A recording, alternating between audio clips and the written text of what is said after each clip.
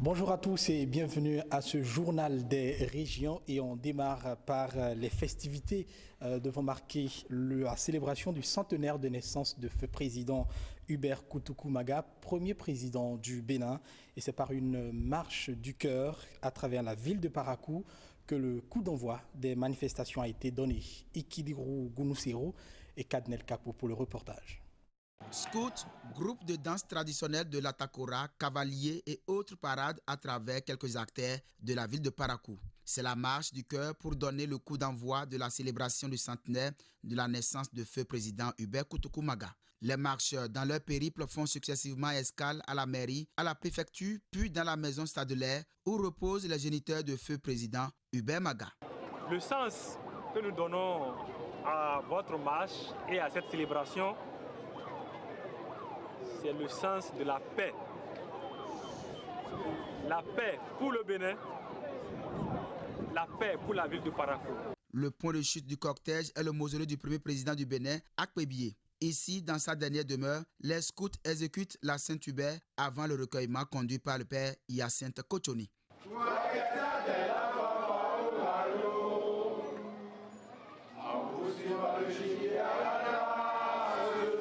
En ce jour où nous sommes rassemblés, où nous avons une pensée toute spéciale pour notre cher président Hubert Koutoukou-Maga.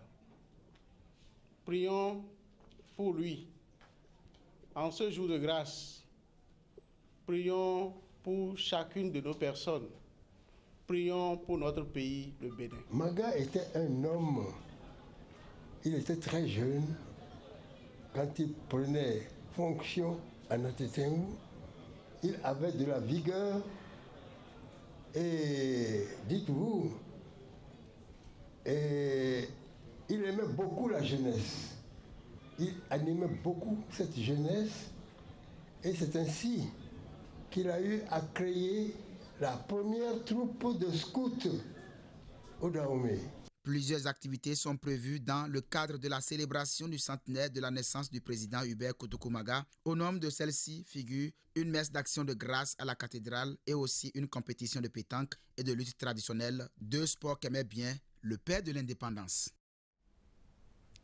L'Union nationale des syndicats des travailleurs du Bénin, UNSTB, a tenu ce mardi à Lokossa sa 3e université d'été.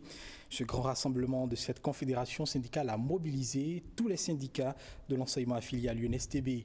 L'unité d'action syndicale au sein de l'UNSTB a été au cœur de ces échanges. Cyprien Lokossou et Évariste Zomaou pour le point.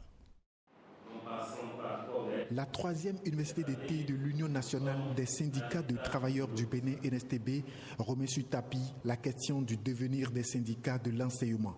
Les organisations syndicales se multiplient de façon inquiétante et chacune d'elles donne de la voix pour réclamer de meilleures conditions de travail. Conséquence, les forces sont dispersées, selon le secrétaire général de l'UNSTB. L'UNSTB ne peut tolérer cette dispersion des forces pendant longtemps. L'université d'été de Lokossa est organisée sur le thème « L'unité d'action syndicale au sein de la Confédération syndicale UNSTB, cadre des syndicats de l'enseignement ». En vous offrant cette opportunité, je voudrais contribuer à créer dans le sous-secteur de l'enseignement où de nombreuses difficultés défient les acteurs que vous êtes, les conditions favorables à l'influence des syndicats qui sont les vôtres dans le fonctionnement des mécanismes et organes de dialogue social. La Fondation Friedrich Ebert, partenaire de vieille date du mouvement ouvrier, a accepté encore cette année d'accompagner l'UNSTB pour former ses militants. En application de nos idéaux qui concourent à établir un monde plus juste où les travailleurs auront leur mot à dire, nous sommes présents en Afrique, en Amérique latine, en Asie et en Europe, surtout de l'Est. Actuellement, nous avons une vingtaine de bureaux en Afrique qui nous aident à donner une structure solide et cohérente à notre appui et positionner notre institution comme un partenaire crédible de toutes les organisations et prises de paix et de justice comme les syndicats. La 3e université d'été de l'UNSTB va durer 3 jours. C'est la toute dernière que préside le secrétaire général. Emmanuel Zounon annonce son départ de la tête de l'NSTB. Le gouvernement de la rupture veut faire de la lutte contre la corruption et l'impunité son cheval de bataille. On le sait peut-être déjà. Il prône en clair la bonne gouvernance. Mais que pensent les populations de Boïkan et d'Abomey au sujet de cette lutte engagée? Eh bien, Gilles Dansou leur a tendu son micro. Voyons leurs appréciations. C'est déjà bon que les gens dénoncent et que les populations soient informées. Si les gens sont informés qu'on a décelé telle ou telle chose, ça veut dire qu'ils attendent après que les gens sanctionnent. Et c'est là où le régime du nouveau départ est attendu, pour voir véritablement tant de scandales qu'eux-mêmes sont en train déjà de dénoncer à travers des audits. Donc les gens les attendent par rapport à ça. Nous allons attendre un moment pour constater d'abord le résultat que ça va donner. Bon, et quand ça va donner un bon résultat, tous nous allons acclamer.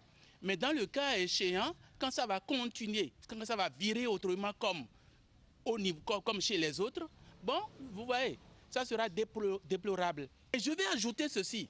Ce n'est pas obligatoirement les dirigeants qui font la chose, hein, mais c'est les concitoyens, nos concitoyens, qui n'appliquent pas ce que le gouvernement, sinon les gouvernements sont en train de vouloir que nous fassions. Ce que moi je remarque, c'est que ça ne date pas d'aujourd'hui. N'importe quel président arrive, il lutte contre toujours la corruption, mais ça ne s'améliore pas. C'est mon point de vue, hein, ça ne s'améliore pas. Je ne sais pas si avec le temps, le nouveau départ peut améliorer un peu.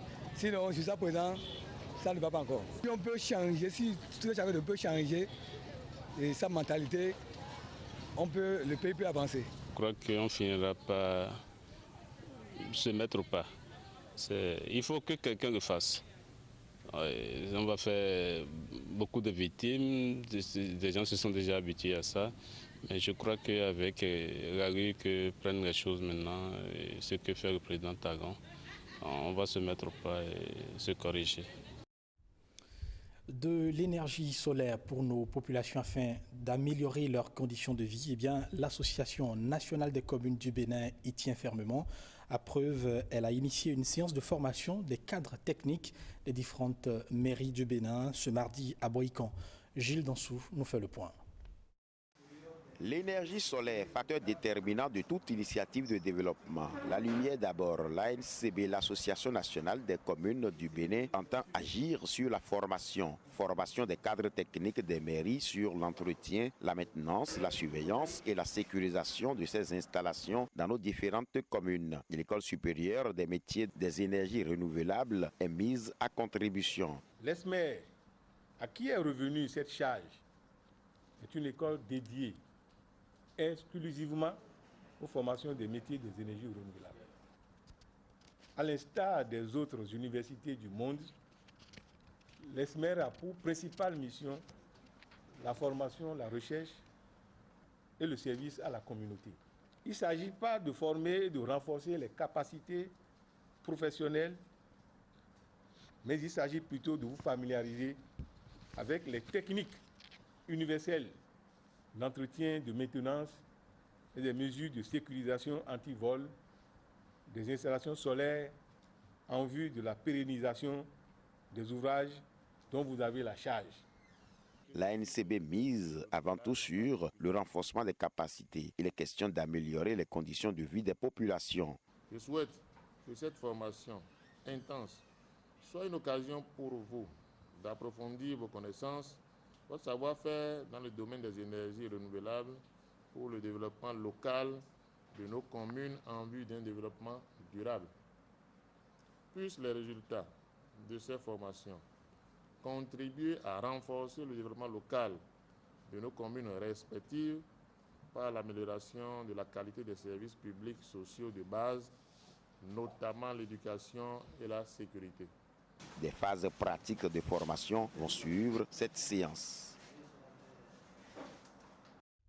Ils sont les premiers responsables de l'éducation de leurs enfants. Aucune réussite scolaire ne se fait Sans leur concours et leur assistance permanente, le père et la mère sont en partie responsables du succès et de l'échec de leurs enfants. Mais question, prennent-ils la mesure de leur mission? Eh bien, la question a intéressé Emilienne Fayomi. Elle a interrogé un spécialiste à ce sujet. Voyez plutôt le reportage. Et la première éducation se fait en famille. Et avant que l'enfant ne vienne à l'école, n'aille à l'école, il a déjà développé beaucoup de potentialités à la maison, avec les parents, avec les frères, les sœurs, avec l'entourage, avec toute la communauté. Donc, leur responsabilité est très importante. Et je dirais que quand on parle de l'éducation scolaire, ils doivent aussi s'impliquer dans la réussite de leurs enfants, la réussite scolaire de leurs enfants, j'allais dire. Et ils doivent assurer d'abord le matériel de travail, le matériel scolaire. Ils doivent veiller à ce que les enfants puissent manger bien et à temps. Ils doivent assurer le repos des enfants. Ils doivent veiller à ce que les enfants aient des loisirs, des temps de se reposer, de se distraire, de vaquer à autre chose que les études. Mais aussi, ils doivent programmer des heures où ils doivent accompagner leurs enfants à la maison pour qu'ils apprennent les leçons, pour qu'ils apprennent à lire, pour qu'ils reviennent sur ce qu'ils ont appris à l'école. Donc leur rôle est très déterminant dans la réussite de leurs enfants. Nous avons près de 65% de la population qui reste encore analphabète et qui, cette tranche de la population ne comprend pas tout l'importance de l'école. Donc on envoie l'enfant à l'école, bon, on lui demande de réussir. Quelquefois on n'achète même pas le matériel de travail, on dit de réussir. Et les enfants, ils font tout, ben, ce n'est pas toujours à la mesure des espérances, des attentes des parents et de la société. Donc, je crois que nous devons faire de la sensibilisation autour de cette problématique. Il faut que les écoles, bien entendu, avec les directeurs d'école, les enseignants, comme les tests d'ailleurs l'ont programmé, l'ont prévu, qu'ils aient des assemblées générales avec l'association des parents d'élèves et qu'ils leur expliquent un certain nombre de choses. Que l'école soit vraiment ouverte sur le milieu et que le milieu vienne à l'école. Que les parents aient l'occasion de venir à l'école de temps en temps. Pas qu'ils doivent nécessairement être sollicités par les enseignants avant d'y arriver, mais ils doivent trouver des créneaux pour absolument rencontrer les enseignants pour savoir comment leurs enfants évoluent. Parce que après le premier rôle, le rôle qui est le premier de la famille, l'école prend en charge l'éducation de l'enfant, joue le rôle des parents, mais c'est en symbiose, enfin, la main dans la main, coude à coude, que et parents et enseignants doivent conduire les enfants vers leur avenir. On reste toujours dans le volet éducation, mais on parle des vacances cette fois-ci, vacances scolaires qui riment avec divertissement et loisirs, des loisirs que les spécialistes veulent sains pour meubler ces moments d'évasion. Avant de reprendre des forces pour l'année scolaire à venir, les apprenants ont droit à des loisirs sains, une nécessité pour leur équilibre psychologique. Voyons le reportage que nous propose à ce sujet Emilienne Fayomi. La réussite d'un écolier ou d'un élève dépend non seulement des efforts quotidiens de ce dernier, mais aussi des efforts financiers et moraux des parents et bien entendu du suivi régulier au contact de la communauté scolaire. Pour ce faire, après l'effort d'une année académique, selon l'inspecteur Gansa Bruno, il faut laisser le cerveau se reposer. Au Caire, par exemple, nous avons organisé des activités pour que les enfants puissent trouver des occasions pour se défouler, parfois jouir de leur temps. Mais en même temps, nous les conduisons vers ce qui est profitable pour eux, ce qui est éducatif pour eux. Ils font par exemple de la lecture, ils font des contes, ils font des pliages, découpages, tout ça, ils font des guirlands, ils font des napperons, des objets joués. Le moulinet avant, par exemple, ce que nous appelons Élise, ils courent avec ça. Ils font des cerfs-volants. Bon, on les laisse, donc, on leur donne le matériel. Et ils sont très contents de réaliser des choses. Ils sont très contents de vous présenter leur réalisation. Tonton, regarde ce que j'ai fait là. Regarde ce que j'ai fait. Regardez ce que j'ai fait. Ils sont prêts à monter leur réalisation. Et on les accompagne pour affiner cela. Ils sortent de ces activités-là avec des productions qu'ils montrent à leurs parents ou à leurs pères. Ils sont très fiers de cela. Et je crois que c'est très important. Après, nous organisons des excursions, des sorties dans Porto Novo et en dehors de Porto Novo. Ils sont très contents de voyager aussi, ils demandent tout sur le passage. Et ça, comme l'a dit un auteur, le monde nous instruit plus que ce que font les enseignants. Le monde éduque plus que ce que font les enseignants ou les parents. Voyez-vous, ils trouvent des choses, ils demandent à savoir ci, à savoir ça, ils touchent à ci, ils touchent à ça. Ils sont très heureux de découvrir. Parfois, ils développent leur curiosité. Ce qu'on ne leur permet pas toujours de faire en classe. C'est vrai, l'école doit développer la curiosité des élèves, mais on ne met pas toujours le matériel adéquat à disposition pour qu'ils manipulent, pour qu'ils goûtent, qu'ils découvrent, pour qu'ils fassent ça.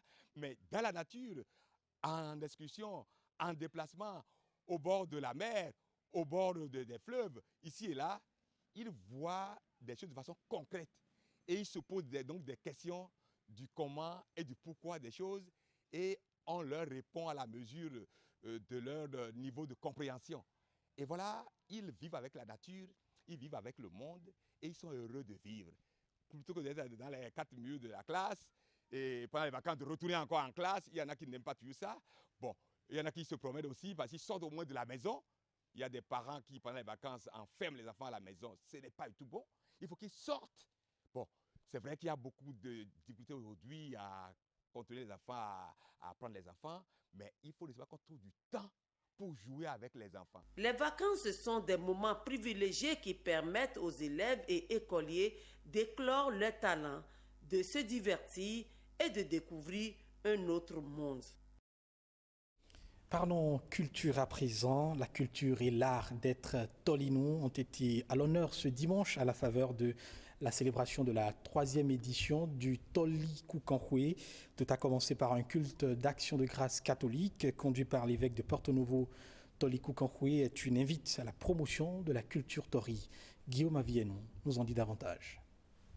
À Vancourt, plus précisément, le collège d'enseignement général le plus ancien de la commune, devenu en l'espace d'une journée le point de ralliement de tous les toris du Bénin, du Nigeria et même de la diaspora. Ils sont tous là, y compris des invités de marque, pour la 3e édition de Toli Kukanwe, les retrouvailles des filles et fils de l'ère culturelle tori. La leçon qu'il faut retenir, c'est d'abord sa dimension culturelle, socio-culturelle, et en même temps que je parle de cette dimension socio-culturelle, on parle de retrouvailles, bien sûr. Je vais parler des problèmes de développement. Je ne suis jamais venu ici. J'ai été invité avec le ministre d'État. Je dis je vais venir parce que ça ressemble sûrement à ce que nous faisons à Savalou. Toli Kukanwe s'assimile ici à une affirmation de la culture et de l'art tori selon les membres du comité d'organisation. Une réaction à la souffrance consécutive de l'absence de solidarité et de cohésion entre les toris. Ça a vraiment montré la gloire des Torinous. J'ai trop aimé. On ne dira même pas que c'est la 3e édition. Donc vous allez croire que c'est la 20e édition ou bien... Les retrouvailles ne sont que l'amorce d'une unité nationale. Moi je pense qu'il y a Novicha pour les Fula et Wemekwe pour les gens de la vallée et Toriwe. Et puis il y a aussi dans le septentrion la Gani et il y a tant d'autres fêtes. Je crois qu'il faut faire une fédération de toutes ces fêtes-là pour en faire une fête nationale. L'édition prochaine de Toli Kukanwe a lieu à Adjara, mais à la faveur du présent office religieux pour lancer les réjouissances populaires, un appel à l'unité, à la solidarité et au travail bien fait a été lancé aux Torinous de tous les horizons. C'est l'histoire d'une divinité béninoise, une histoire retracée par un cinéaste dans un film intitulé Allah Oui Oui. L'œuvre a été présentée au public béninois le week-end écoulé à Porto Novo.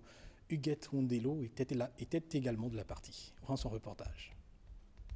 Alokpon Anou Jesma est cuisinier de formation. À ses heures perdues, il se consacre à la musique et au cinéma. Le deuxième film de Aloponwanou Jesma aborde les réalités d'une divinité du nom de Alawewe, une manière pour le réalisateur de promouvoir la culture béninoise. Alawewe, ça veut dire tissu blanc. Pour le moment, je suis en train de lancer un appel pour la population béninoise et africaine et mondiale d'acheter le deuxième album que j'appelle Alawewe, d'acheter ça bien, regarder ce que le message que j'ai mis dedans, de regarder bien et voir ce que ça peut leur porter. Le promoteur appelle les Béninois à soutenir davantage les artistes de chez eux. Mon souhait est de dire à la nation béninoise de soutenir tous nos artistes parce qu'ils n'ont pas de salaire. Nos artistes n'ont pas de salaire.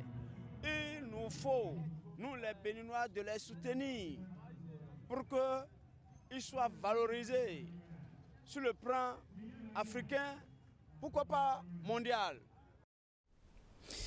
Et on parle sport avec la balle au panier. 40 jeunes stagiaires âgés de 18 ans venus de différentes parties du pays sont en formation pour un camp de basketball au stade Charles de Gaulle de Porto Novo. L'initiative émane de l'association Bénin Debout qui veut se servir du sport pour mieux éduquer la jeunesse béninoise. Alors les 40 qu'on a retenus suivront un entraînement spécifique de développement de basketball. Mais hormis ça, nous, le focus de notre association, c'est le développement de la jeunesse à travers le sport, éducation du sport. Donc ils vont recevoir des informations sur la nutrition, VIH, SIDA. Ils vont avoir des différents thèmes, des gens qui vont venir leur parler de leadership, d'entrepreneuriat et différentes qualités qu'ils ont besoin pour les permettre d'être de vrais individus. Alors tout se passe sur cette semaine avec en clôture le gros événement de samedi. Alors samedi, nous recevons plusieurs événements. Déjà en levée de rideau, nous avons le match handi basket contre l'association qui est à Lomé, d'handi basket, qui va jouer contre une association de Cotonou. Les filles de Lomé qui vont jouer contre les filles de Cotonou. Et aussi une équipe du Burkina qui viendra jouer contre les meilleurs du camp de basket. Bon, en fait, je pense que le premier message, c'est d'abord l'union autour du sport et du basketball. Et c'est vraiment éduquer les jeunes. En fait, comme j'explique aux gens, on ne fait pas du basketball, on fait de l'éducation. Donc on est là pour inculquer des valeurs aux gens. Pour vous donner un exemple, hier, l'heure c'était 8h. Mais tous les participants qui sont arrivés après 8h, c'est-à-dire 8h01, 02, 03, ont été complètement éliminés. Du coup, on a quasiment 80 personnes qui n'ont pas pu faire le camp, juste parce qu'ils n'ont pas respecté la première règle qui est d'arriver à l'heure. Ce sera l'autre rendez-vous du Journal des Régions auquel nous vous convierons désormais, la revue de presse. Emmanuel Sebo a parcouru les canards du jour dans leur livraison de ce mercredi. Eh bien, voici la revue de presse.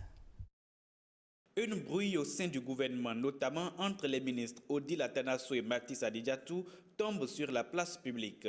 Ces deux dames du gouvernement entretiennent des désaccords au sujet de la création d'une commission de discipline pour écouter l'ancien ministre Aboubakar Yaya.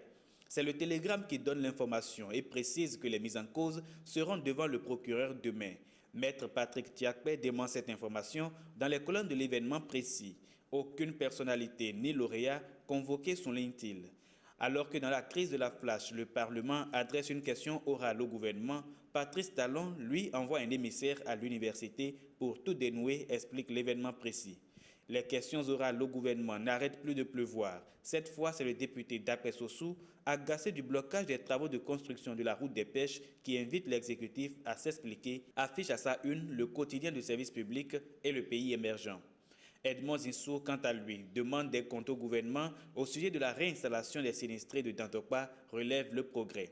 Les 4 vérités s'intéressent à la même mise de Patrice Talon sur l'économie nationale, précisément dans le secteur du coton, et découvre que 55 milliards de francs sont soustraits des caisses de l'État sans bruit au profit des sociétés appartenant par donation aux enfants du chef de l'État. L'audit du secteur véhicule d'occasion continue de faire grand bruit. Fraternité et la Nouvelle Tribune y consacrent une bonne part de leur colonne. Fraternité affiche en titre « Djenotin demande un débat contradictoire avec Koupaki ». Le député déclare en effet que c'est Koupaki même qui avait conduit les travaux du Conseil des ministres dans l'affaire Ségub. Aujourd'hui, dans une ironie déconcertante, il vient remettre en cause ce qu'il a cautionné. Et pour la Nouvelle Tribune, Valentin Djenotin confond Koupaki. Débat également sur les réformes politiques et constitutionnelles sous l'ère de la rupture. Les Foscori pour un Bénin émergent réfutent le mandat unique. Les confrères du quotidien Le Meilleur expliquent que Valentin Djenontin a annoncé la minorité de blocage à Patrice Talon au Parlement. Le Télégramme et Fraternité reviennent sur la grève du Centra Justice qui passe de 48 heures à 72 heures en vue de réclamer leur statut particulier. Bras de fer donc entre le Centra Justice et le gouvernement. Et pour la fluidité de la circulation, le préfet Toboula fixe de nouveaux horaires pour les gros porteurs, titre Le Nokwe. Merci de l'avoir suivi. Excellent après-midi.